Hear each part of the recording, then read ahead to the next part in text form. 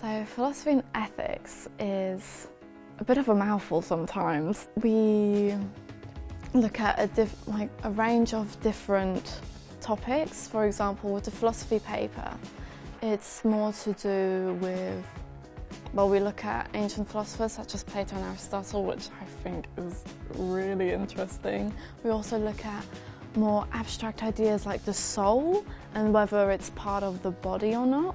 We also look at the problem of evil and why evil exists within the world, or different arguments as to why God could exist, whereas in ethics we look at more the ethical side. So for example, we look at natural law by Thomas Aquinas, situation ethics, which is more of a flexible approach to ethical decisions.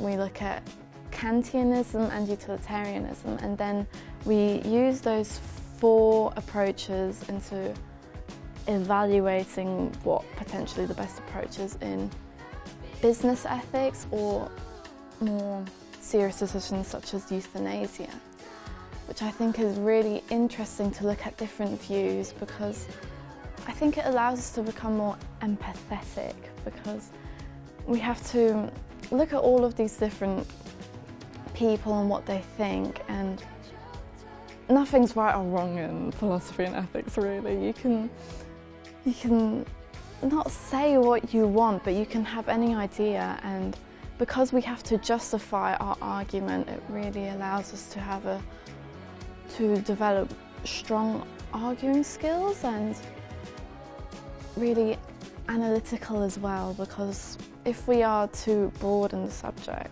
it might not be very helpful, but if we get really nitty-gritty, then that's what can really boost our grades. It is exciting, especially with really arbitrary ideas such as religious experiences or supernatural experiences, whether they're real or whether people who've had them are liars. Or there's also phenomena such as where more than one person experiences such a moment, and you think, does that mean that God exists? What is it that caused that? Were they all just hysteric?